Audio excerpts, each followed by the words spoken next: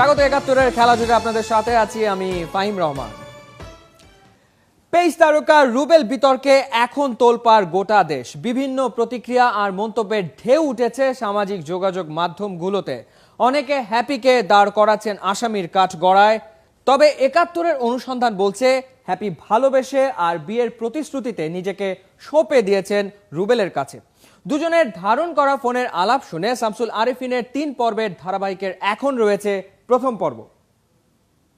তুমি আমাকে ভালোবাসো? আমি যেদিন মরে যাবো আমি মনে হয় বেশি দিন বাঁচবো না, বুঝছো? সত্য কথা, তোর তাড়াতাড়ি মরে যাওয়া উচিত। এটাই দোয়া করো বাবা। তুই মরে যে আমাকে বাঁচাবি। আচ্ছা তাহলে দোয়া করতেছি আমি তাড়াতাড়ি মরে যাই। বলো। হ্যাঁ আমি জানি তুমি আমাকে ভালোবাসো, তো আমাকে কেন কষ্ট দাও? কেন কষ্ট দাও বলো? নিজেও কষ্ট পাও, আমাকেও কষ্ট দাও কেন?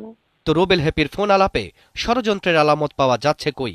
আলাপ শুনে মনে হচ্ছে ৯ মাসের প্রেমের ভালোবাসায় বিয়ের প্রলোভনে একাধিকবার শারীরিক সম্পর্ক। পুরো নভেম্বর মাস জুড়েই ফোনে বিয়ের চাপ দিয়ে যাচ্ছিলেন হ্যাপি। কখনো কৌশলে, কখনো রাগ দেখিয়ে এড়িয়ে গেছেন রুবেল হোসেন। বিয়ের জন্য নিজের ফ্ল্যাট রুবেলের নামে লিখে দিতে চেয়েছিলেন হ্যাপি। আচ্ছা রুবেল, বলো। আমাদের বাসাটা তো ছোট না? কি? আমাদের বাসাটা তো ছোট না? তোমার বাসার চেয়ে তো ছোট। ধরো আমার আম্মু নিজের সামর্থ্যে যতটুকু পেরেছে নিয়েছে। আচ্ছা এই ফ্ল্যাটটা যদি তোমার নামে লিখে দিই তাহলে তুমি আমাকে বিয়ে করবা? কেন? এমনি। আচ্ছা তোমার কি আগে একবার বিয়ে হয়েছিল নাকি? কি শুনলাম। কি বললা? শুনছি একদম বলছে। আমার একটাই, আমার তো 100টা বিয়ে হয়েছিল, এটা বলে নাই যে বলছে? না একজনের বলছে তখন নাকি আগে একবার বিয়ে হয়েছিল। একবার কেন, আমার তো 100 বার বিয়ে হয়েছিল। সে বলেনি, সে তো তাহলে জানেই না। পুরোটা জেনে কথা বলতে বলো না। নানা সময় হ্যাপিকে বাসায় ডেকে নিয়েছেন রুবেল হোসেন। জাতীয় দলের অনুশীলন পোশাক পরিয়েও ছবি তুলেছেন হ্যাপির। শামসুল আরেফিন, ৭১। নাজনীন আক্তার হ্যাপি আর জাতীয় দলের পেসার রুবেল হোসেনের যে সম্পর্ক ছিল তা স্পষ্ট দুজনের ফোন আলাপে। মান অভিমান, ভালো লাগা, ভালোবাসা তো বটেই, এমনকি কথা গড়িয়েছিল বিয়ে পর্যন্ত। ফোন আলাপে প্রমাণ মেলে দুজনের ঘনিষ্ঠতার। কথোপকথনের কখনো কখনো আবেগীয় হয়েছেন রুবেল আর হ্যাপি। টেলিভিশনের ভলিউম বাড়িয়ে নিন, কারণ আমরা আপনাদের শোনাবো রুবেল আর হ্যাপির এক্সক্লুসিভ ফোন আলাপ।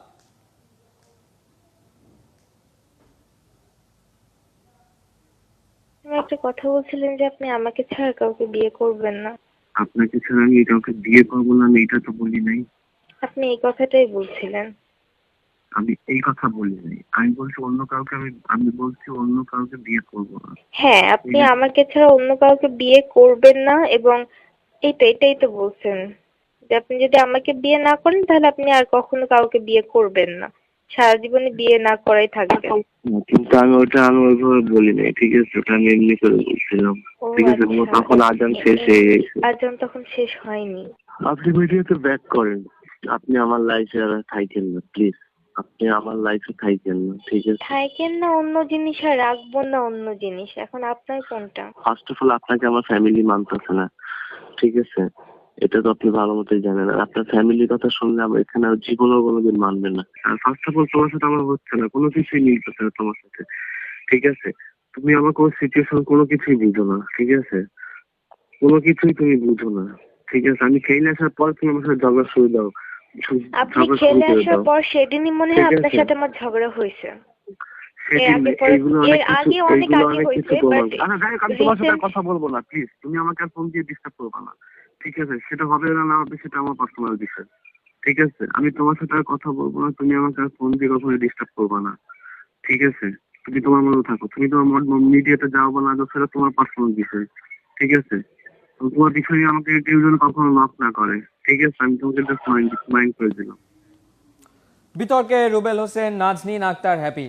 পক্ষ বিপক্ষ নয়, সত্য উদ্ঘাটনের চেষ্টা আমাদের।